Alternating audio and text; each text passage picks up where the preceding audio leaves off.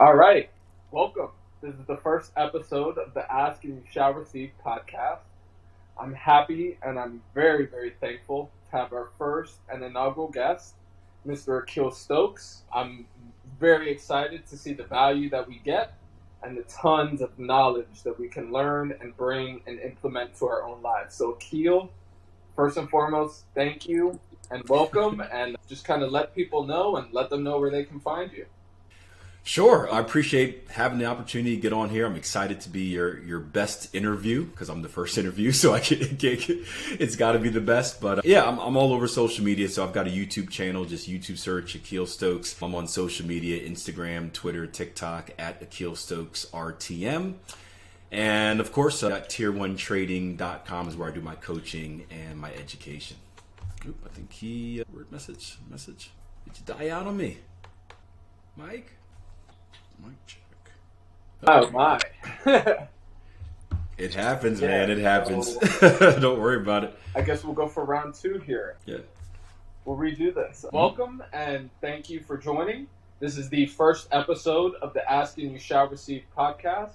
My first and inaugural guest is Akil Stokes. I'm absolutely honored and enthralled to have him and to be starting the podcast with such an esteemed guest.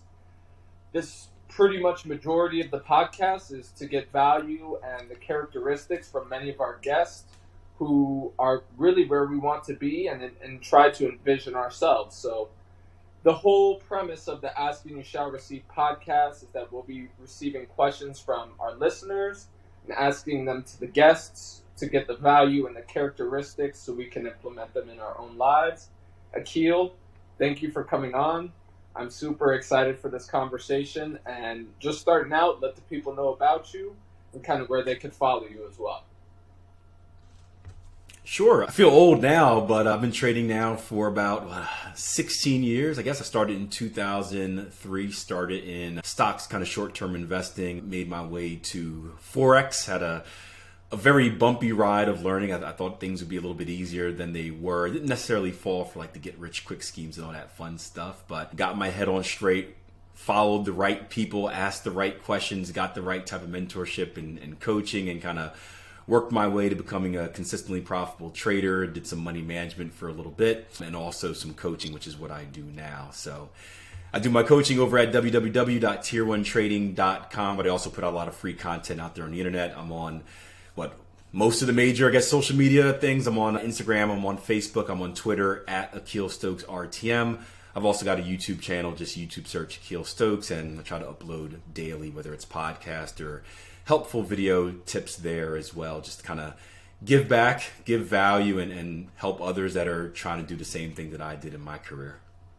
Perfect. That sounds great. It's really mind blowing from a beginning trader's perspective, like myself. I'm on year so I'm about a fourth of the way there. But I really would like to ask you, because I've kind of come across that myself in this short 4-year term, is how did you like start trading? Like, did a question come across, or how did this whole journey of wanting and even considering becoming a trader like start out? Well, I started because it was just the next form of investment. My dad did a good job of raising me to be financially responsible. And he wasn't a genius by any means, but he knew stuff like, hey, put your money in a bank account, or put your money in a certificate of deposit or a money market. I think I had some bonds as well growing up. And I graduated college. He always told me college graduation was like the last time I'd get like checks in the mail from family members. So I had this money. I've worked my entire life. I don't really spend much, so I had this money saved up, and he said, hey, the next step is to get some exposure to the financial markets. And I started learning about the financial markets, and it just so happened that my wife now, my girlfriend at the time, her grandfather type figure, I found out later, is this big investment like guru. He does real estate, he does stocks, and he kind of brought me in just because things were getting serious with me and the wife, and he wanted to kind of vet me and do the father grandfather type thing to make sure I was good enough. And we winded up finding that we shared some similar interests, and as far as a business perspective, as far as mindset. And when I learned that he was into investing, I kind of just used it as an opportunity to learn. So I remember I told him I was interested. He kind of shooed me away, and I just stayed in his office for like the entire summer, like a fly on the wall, and just listened and learned. And as he can tell that I was serious, he started giving me some tips and advice, and that's kind of got my foot in.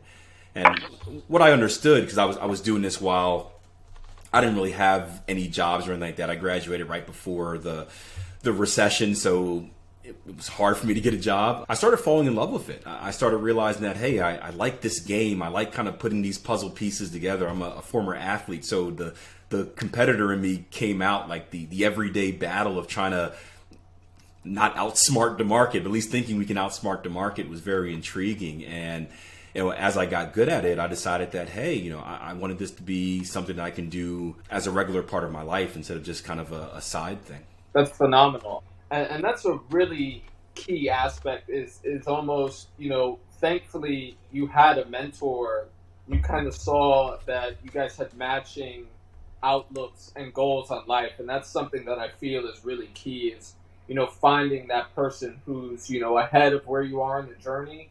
And if you guys are kind of seeing an alignment in terms of end goals and what you want to do in everyone's short time here on earth, it's almost great to be able to find that value. So, being that you did get that start and everything, did you start out in the stock market? Did you start out in the Forex market? Did you just kind of put a blindfold on and dive in? Or how did that formulate? I started off in the stock market, and I started off by, only doing stocks that I knew. So I got some good advice from the mentor, and he said, hey, you don't need to try to be an expert in stuff you know nothing about. So like I didn't know anything about bio stocks or anything like that. So I just started doing kind of common sense investing. And we shared a similar approach where, I'm not traditionally educated in investing or economics. I'm not the smartest person out there, but I think one of my skills is that I have the ability to kind of simplify things for one, and I have the ability to kind of, I have really good common sense putting two and two together. And what I learned about the stock market is it's not as much about the numbers and the figures and going through all the performance sheets and whatnot than it is about understanding human beings, buying and selling habits, crowd psychology, stuff like that. So being able to put this and this together allowed me to put myself in some pretty good opportunities. And what happened is, as I got better, right, as I started making better stock choices, right, I didn't have a lot of money, so I wasn't really making a lot. I started doing the thing where it's like, man, I should be making more. Like, I should be richer than this. And I started kind of thinking I was better than I was. So I started diving into stuff like penny stocks, thinking I'd be just as good, and learned the quick and fast way that it's a whole different game. And initially, that's what even intrigued me about Forex. My best friend told me about Forex, where he basically said, hey, and he was in investing as well. He said, hey, you heard about this Forex market? And I'm like, no, I never heard about this thing. He's like, well, long story short, basically it's a much bigger market. You can do more with less, and you can make money quicker. And I'm just like, yeah, I'm in. Like, of course, I'm good. I'll just be good at this and become a millionaire right away.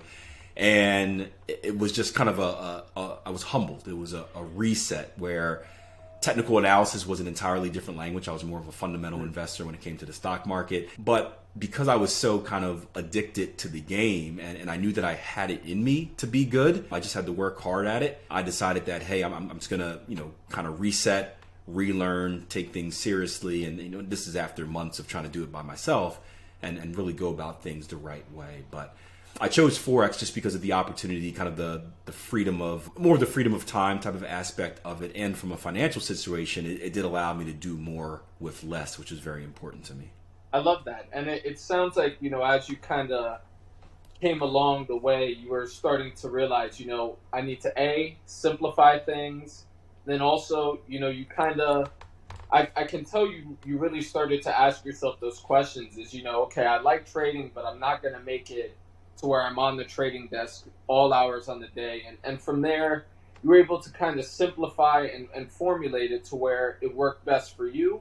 And I think that's sort of what you're saying, kind of what led you to the Forex market in terms of the opportunities you were looking for and also the style in which you want to trade. So as you kind of, began to learn your technical analysis and things like that, many traders, especially starting out, there's such a huge influx of information and tons of ideas, courses, people pulling you this way and that way, what would you say are like the key lessons that you learned starting out to really just kind of get focused and kind of get a plan formulated for you to reach those goals and successes you were looking for?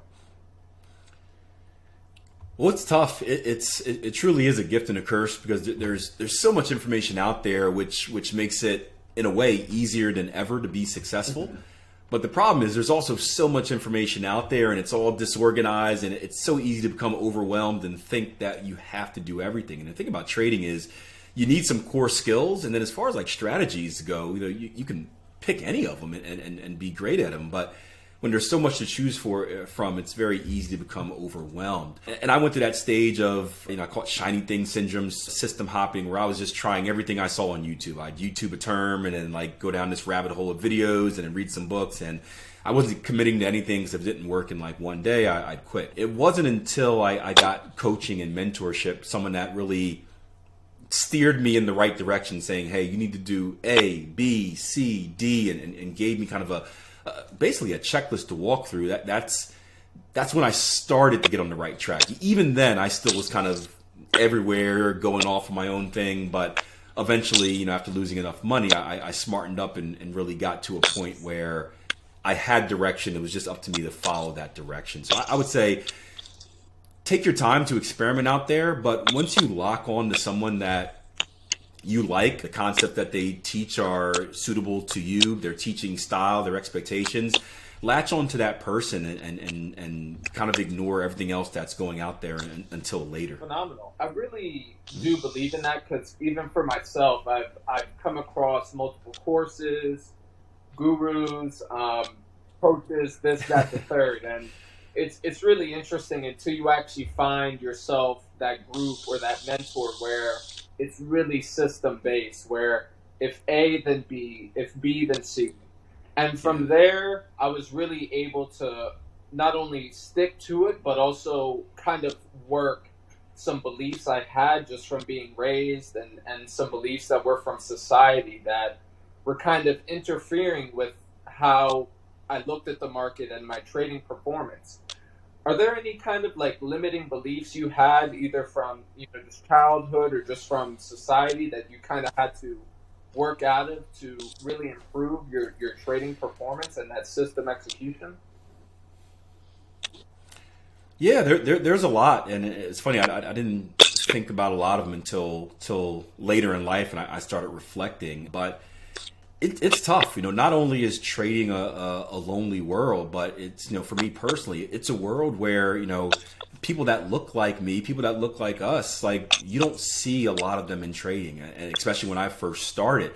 And it's one of those things where no one's saying you can't do it, but because you don't see someone that looks familiar, someone that comes from your situation where everyone, Wall Street, Ivy League degree, all this fun stuff, you believe that you're not smart enough. So for a very long time, I thought like, hey, like I didn't go to an Ivy League school. I went to a state school, or hey, I got D pluses in my micro and macroeconomics classes in college and had to switch majors because I couldn't do math.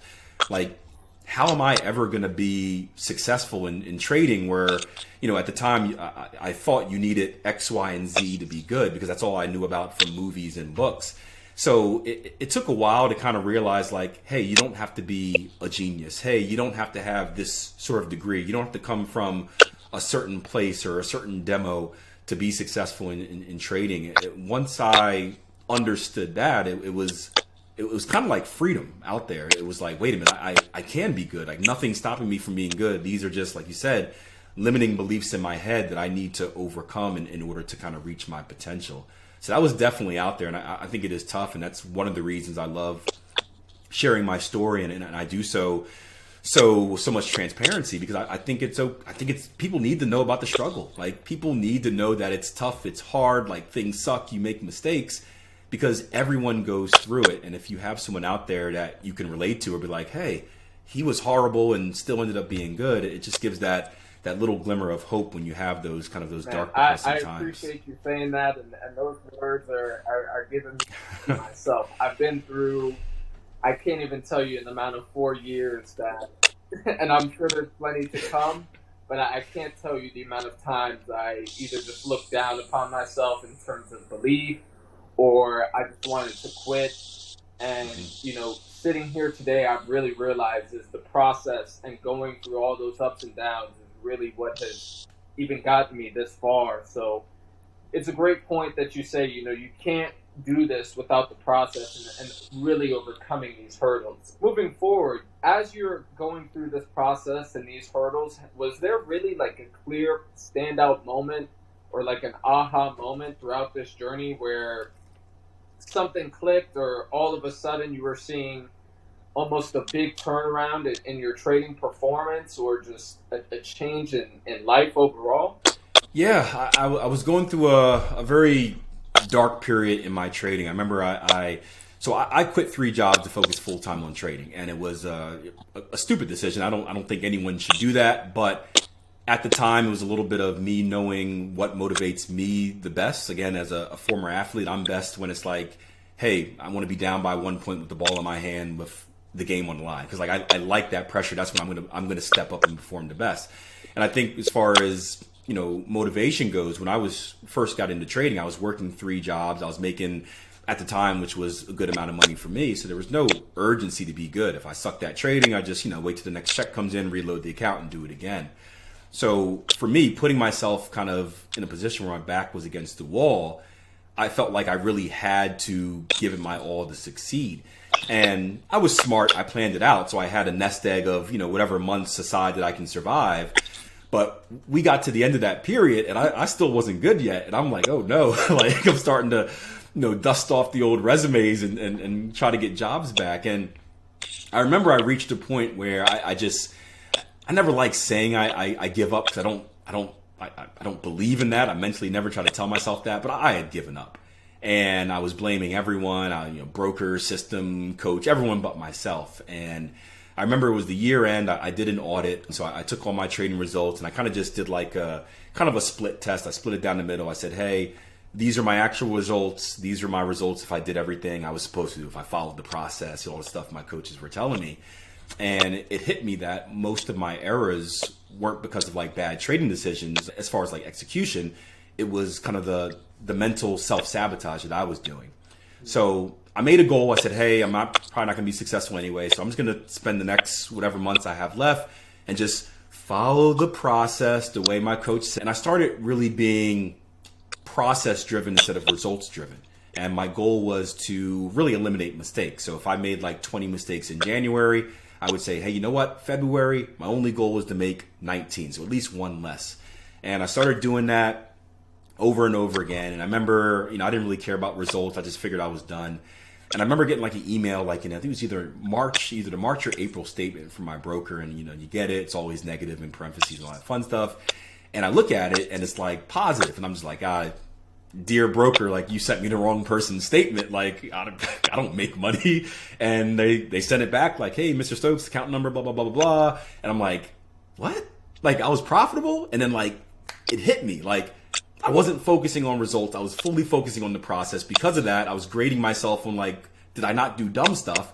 And by cutting out the dumb stuff, like I was actually extracting my edge in the market. And I never looked back from that moment. Like that's the moment where it clicked, like, man, like if I just don't do dumb stuff, like the profits will be there.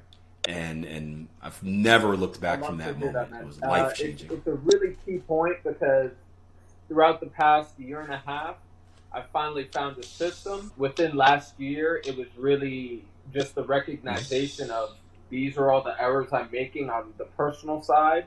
It was not the system-based errors. And from there, like yourself, I was really able to kind of do that year-end reflection and audit and say, if I really get rid of this, and this, I might really see my P&L increase tenfold almost.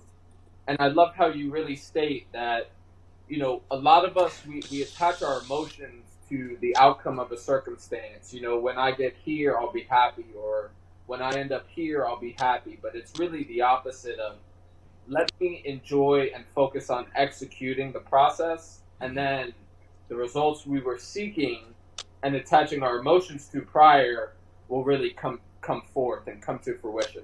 Yeah.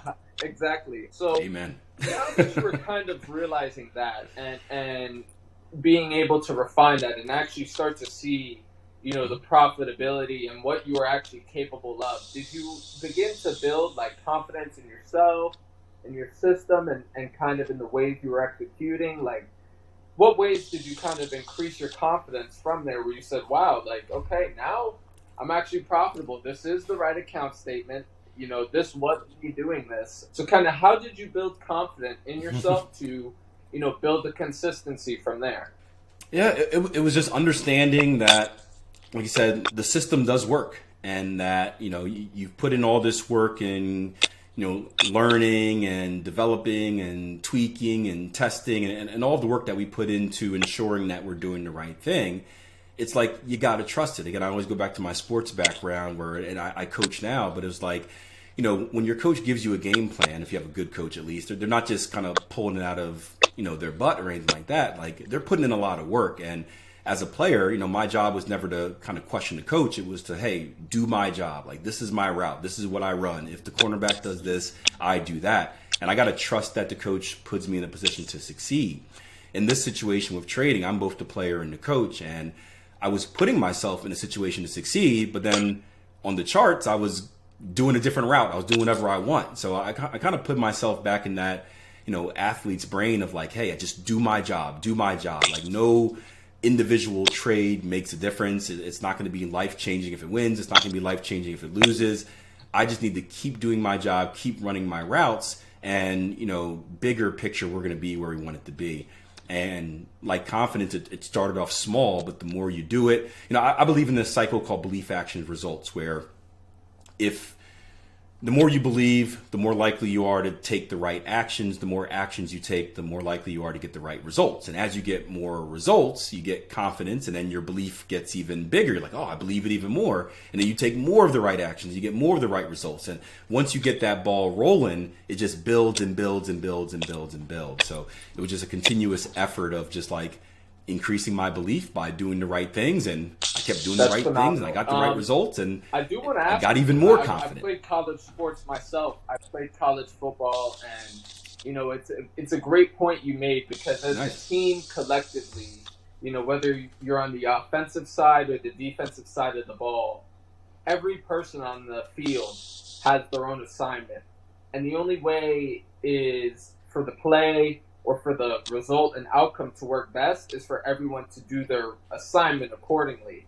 And you kind of see the errors on the field is when someone either decides to take matters into their own hands or just falls away from that assignment. So it's a great analogy to incorporate in trading. So talk to me about your sports journey and kind of those characteristics and things you bring into trading as well. Yeah, I think sports has played a major role. We often, I've been coaching traders for a while, and I always say that former athletes and, like military, they perform really, really well. And even going back to, when I was first studying to kind of like thinking that I might be able to, go on Wall Street or something like that, I've always heard, in speaking with Mike Bellafiore, that they used to interview people that were former athletes at Ivy League schools and stuff like that. Because I think, like you said, we're ingrained with the right skills that it takes to be a trader. And, understand that, unlike sports, or in sports, we have to hit the genetic lottery if we want to go pro. Like, yeah, I don't care who you are. If you're not a super freak genetically, you're probably not going to go pro. Trading, it's a skill, and it's a skill that you can develop whether you're 6'5", whether you're 5'5". It doesn't matter whether you're slow or you're fast. But the stuff inside of us from sports where it's like, discipline, where we're disciplined. We're going to follow the coach, or our job is to follow the coach no matter if we agree with it or we don't agree with it. We're taking our personal bias out of it. We're following the plan. Effort and hard work, showing up every day to practice when we're injured, we're hurt, we're tired, we don't really want to, but going there and doing our job. The small prep work stuff outside of sports where we're going to the trainers or we're icing ourselves, or nutrition. That's, similar to the chart work you're doing, where you're just spending time on a chart studying something or researching new in trading. Just the ability to follow orders. All of those skills, and not even to mention the psychological aspect of being tough-minded and not folding under pressure. All of the skills that we learn during athletics are the same exact skills that are necessary in trading. And again, I've never been in the military, but my mentor was ex-military, and same exact thing where like that discipline, that ability to follow orders, that critical thinking, even if it's on the fly, all of those are the skills that are needed to be successful traders. So athletics helped a lot. Definitely. And it's something I pull from you kind of mentioned, almost on a daily having basis as far as like analogies. And, as part of sports, you have team and your teammates and things like that. At trading, we kind of touched on it earlier. It can be something that's very lonely or, very solitude-wise. What would you say is like the benefit of, finding a coach like yourself or a trading community that they're all trading the same system, so you can have that collaboration connection, and then you can almost kind of have that accountability group as well to help yourself be accountable and also bring yourself better by surrounding yourself with traders on the similar path and mindset as well. Yeah, I think you said it perfectly. Trading is boring. It's lonely. In human nature, we don't want to be alone. We want to be around people. We want to be around people that are like-minded. So it's in our nature to want to surround ourselves with like-minded individuals. I think from an accountability perspective as well, the interesting thing about trading is the gift and the curse is one, like, if you're a trader, you're an entrepreneur, right? You are your own business, and you can do what you want, when you want, you can make your own rules, you have complete freedom, which is great. But it's also bad, right? Because there's no one looking over your shoulder, right? You can do what you want. And if you're doing bad things, there's no one there to tell you, hey, get back on track. So surrounding yourself with other traders, mentors, coaches, people that will hold you accountable, it's very helpful because it puts sort of a pressure on you to do the right thing from a kind of a discipline standpoint. But also it gives you a chance to bounce ideas off people. It gives you a chance to kind of talk and share ideas, and that allows you to be more creative, and someone may look at something a little bit differently than you, or you maybe do something one way, they may do it another way, and you're like, hey, I never thought about that. Can you explain why? And it's just kind of like this consistent learning cycle. So, I would advise that everyone finds a community, whether it's coaching, whether it's a friend, whether it's if you can find a positive form on the internet. There's a lot of negative ones, but if you can find a positive one, or even like a bunch of people you follow on social media that are like-minded, I think it's so much beneficial, not just for our trading, but for our mental health as well. Because trading could be depressing, and even when you're in rough periods, and I'm sure you've experienced this with Austin, where it's like, you're having a bad day, and he's like, man, I suck today too. And it just makes you feel a little bit better, where it's like, hey, it's not just me, it's the market. And sometimes I really feel you need that to kind of keep going and get back in after place, the next day. It's almost a sort of threshold as well to kind of avoid falling into a deeper pit of self-sabotage. You can almost make those mistakes, and thankfully being a part of that community or having a coach alongside you can almost cut down the additional errors that are made. As you developed as a trader and to a coach where you are now today, what would you say are the areas you're still focused on? Because I really believe trading is something where you're never going to stop learning. And then what is an area you're really most confident in yourself in as a trader as well?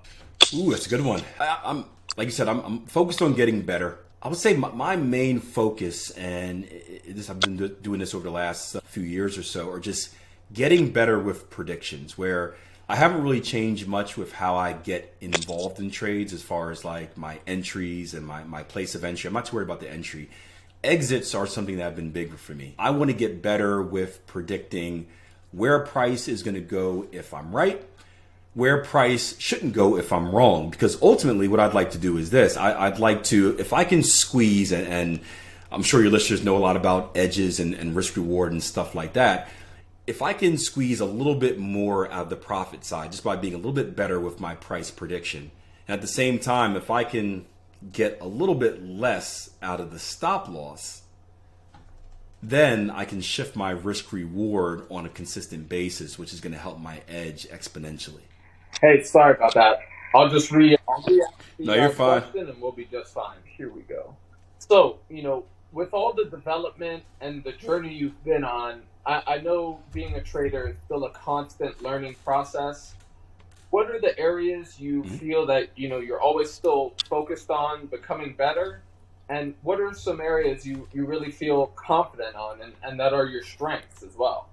I would say I'm always trying to master price action, and I love the markets because it's like a puzzle with missing pieces. We're never going to perfect trading, but the goal is to get as close as possible to perfection.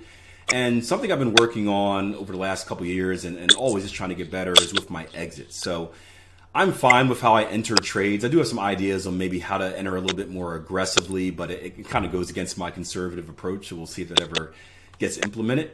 But what I've been getting better at and what I still want to get better at is pinpointing my exits. So understanding where price action is going to go when I'm right, understanding where price action shouldn't go if I'm wrong.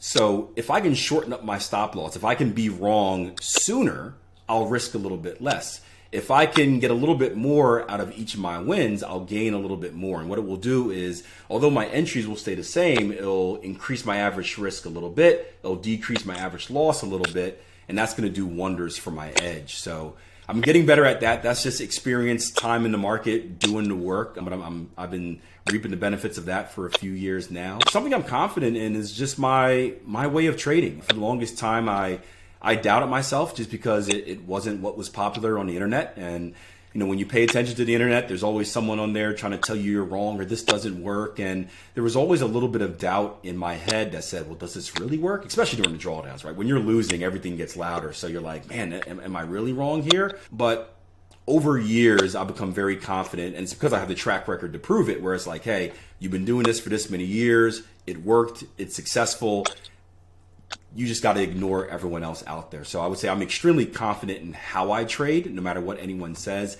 But within that, I still want to get better with predictions as far as exits and as far as the target profit really and the stop loss goes. A good characteristic to have is, being that once you finally trusted in your system and you built upon it and you've had the consistent execution, you're almost now using it as a way to block out the noise. Because in every system, there's going to be periods of drawdown, and it's not always going to be profitable the entire 12 months out of the year. So I really think that's definitely a great characteristic. One thing I'm trying to focus on as well is really not leaving money on the table, as you said.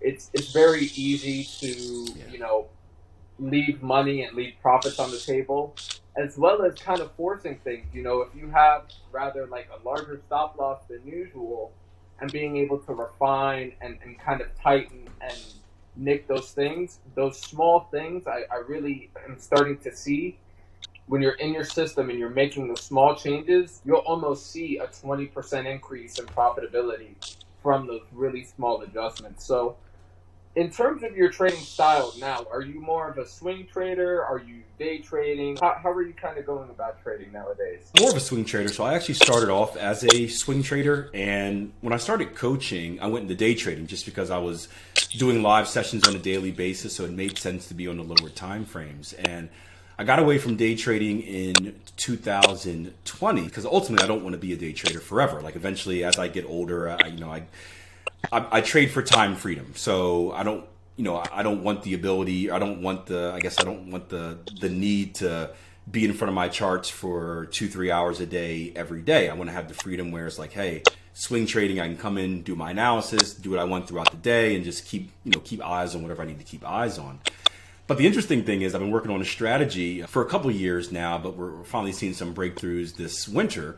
And it was initially for the daily charts. I wanted something that I can check once a day and have even more freedom. Didn't really work well for that, but working pretty well on the lower time frame. So I may go right back into day trading if this thing does end up working. So it's one of those things where I tried to escape it, but if it is profitable and it's a benefit, it's worth going back there, at least while I still have the time and energy to be a day trader. So swing trading right now, currently 1 hour, 4 hour charts mainly, but nice. Maybe in a few months back to day trading. You never know. Yeah, of course. Or day trading as well, like I should say. I'm not going to give up swing trading, but adding it back. You have this system that's done you so well over this period of time, but you're still allowing your own self to be flexible within, changes in how you want to live and trade.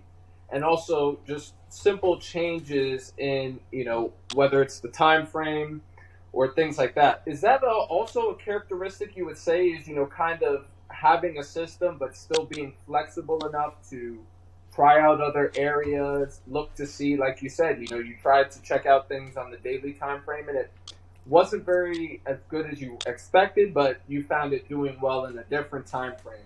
Would you say a key characteristic of being a trader is also adamant on, your skills and your system, but also flexible to continue to grow and learn and expand according to your lifestyle needs as you go? Yeah, if anything in life, if you want to be successful, you have to have a growth mindset. So we always have to be curious and willing to grow and try out different things and really kind of things that are even outside of our comfort zone. And understanding that, the majority of times you're going to fail or you may find stuff you don't like. But if you can find one lesson in those things, then it's worth it.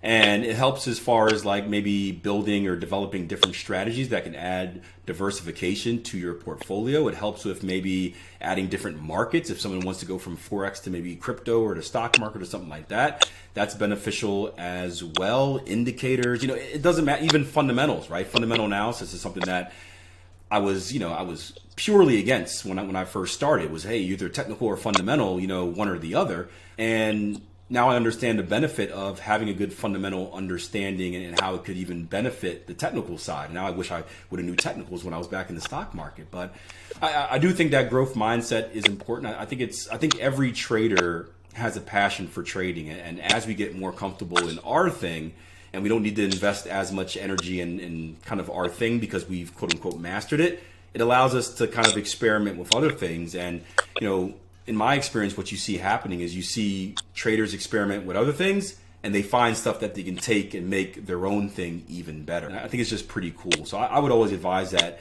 you never settle. Market conditions always change. You always have to be aware that you may need to tweak your current strategy and system. So the more tools you have and, from different places that you have, the more solutions you can come up with for that. I really think this has just been a ton of value and a ton of growth. Mm-hmm. I really think that anyone listens to this podcast, looking from the outside in, whether it's trading or kind of anything in life, I really think you've given some great qualities. And I also think, I follow you myself. I really do think you're a great example to follow. So last but not least, if you could take 3 to 4 characteristics to someone who is a new trader and they're an empty bottle, what would be the 4 characteristics you would want to place into them to have them hope to get towards you one day? 4 characteristics of a good trader. Let's see, if I had to choose 4, I guess we got to have discipline in there as one. You got to be extremely disciplined.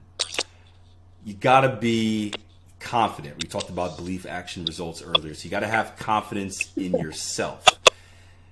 Whew, I got 2 more left. It's like a game show. I would say that you got hardworking, right? Trading takes a lot of hard work. It does take. It is a skill. I believe that anyone could be successful at trading, but it is going to take hard work. It's going to take a lot of trial and error. It's going to take a lot of hours. It's going to take a lot of time investment to put in all the work. And I would say the last one is, let's see, you gotta be humble and self-aware. I think we need to be aware of where we stand in the market. You could be as confident as possible. I like having those 2 in there, but we can never be so confident to think that we have mastered the markets, that we are better than the markets, because the moment that we believe that we've mastered the markets, we're better than the market will humble us. It will prove us wrong. So we have to have that humility. So, being able to understand that, hey, I know my place. I am really, really, really good, but there's always room to get better. And I think like what you said earlier about that growth mindset, that kind of motivation to keep going, I think having that humbleness of knowing that, hey, I'm still a student. I've been doing this 16 years. I'm still a student. I'm always a student. That's going to allow us to kind of wake up each and every day and say, hey, I want to get better today, instead of kind of settling and getting past. So those would be my 4. I'm probably forgetting something super important, like you got to have money or something. I don't know, really something like that. But I think those 4 regardless are of trading, good. it can almost be any area. It could be fill in the blank. Yes. I really think if you have those 4, you'll really be able to achieve whatever it is you're looking to achieve. Final question. I just kind of want to hear this from you and kind of from just how you feel about this and the impact it's done. The question Mm-hmm. is trading itself as a whole. What impact has trading made on your life personally and through you as well? What impact has trading allowed you to make to others in your life and yourself as well? Well, trading has, I can honestly say that trading has given me the perfect life. And a perfect life is always going to be what we consider perfect. And for me, the perfect life is a life where I can wake up and I can do what I want and I can do something I enjoy. And I can tell you that every day I wake up excited because I get to do something I love. And, you know, talking to my dad, who was in a job for a very long time doing something he didn't love, it just makes me appreciate it so much more. I love the markets. I love the analysis. I love working and talking with traders. I love coaching traders. It allows me to provide value and really make it seem like I'm making a difference. I had managed money for a while, and what I was doing was I was just helping people that were already wealthy make more money. And I did not that I felt dirty, but I didn't feel like I was doing anything special by helping traders who are on that journey where I see like younger versions of myself. It makes it feel good to hear those stories when you hear that they made it and whatnot. And then as far as the time freedom goes, I've got 2 kids and I love spending time with them. So being able to, I'm going to head to the supermarket with my youngest right after we're done this interview and kind of do some lessons on, kind of economics there with him. But it allows me to have those moments with my sons, which are very important. Because I remember as a kid, and we talked about being athletes earlier, I still remember my dad being at my football games, my dad being at my basketball games and baseball games. And it was like, it was very quiet, but it was very important just to know that he was there. And I never wanted to be in a position where it's like I can't see my kids grow up. I want to be there for athletic games. I want to be there for school plays. So last year I was a host at my kids' field day. Like those moments are important to me as a father. And it's really originally what I wanted to get out of trading was that not just financial freedom, but freedom of time. And so I'm blessed to do what I do. It's changed my life. I am 100% happy. I go to bed every day happy. I wake up every day happy. It's just been an amazing journey. You've just been speaking wonder to me, and I'm sure to many other listeners. I really feel the same way about trading. I feel that it's an avenue that has almost been placed on me, and I really feel confident in the fact that not only can I achieve those certain things of like freedom in those areas, but also to kind of change the lineage and the outcome and the surroundings of others around you. So I want to thank you for being that impact on and the impact you've made on tons of others. And I really hope to see you again in the future and hopefully on for maybe another replay. And we'll get you on here and we'll see how things are going at the end of the year. I want to thank you again. And this is the Ask and You Shall Receive podcast. And I'm sure plenty of individuals receive tons of value and benefit for them to take in any venue of their lives. And I want to thank you again for coming on. I appreciate the opportunity. Happy to be here. Happy to help. Thank you so much. Yeah, whenever you need me, if you ever want me again, just let me know. It'll be a pleasure for me to come on again. Podcast and many more coming. I want to thank Akil last and final. And everyone, you have a great rest of your day. And I hope you implement the things you have learned here into your life so you can make that change and impact that you want to see in the world for here and the future to come. Thank you. Man, thank you so much. I really appreciate that. I really, really appreciate that. I look up to you, man. I've been at this for about 4 years. I'm kind of at the point where last year was my reflection of now it's just all elimination of the self-sabotaging errors. I thank Austin for being a part of his group. And, I keep an eye out on you, man, because, like, I can't tell you the amount of, like, personal beliefs I've had to work out of still and all throughout last year, man. I really can't thank you enough. Yeah, I definitely will. Good, good. I appreciate you so much, man, and thank you so much. You have a good rest of your day, okay? Alrighty. Take care.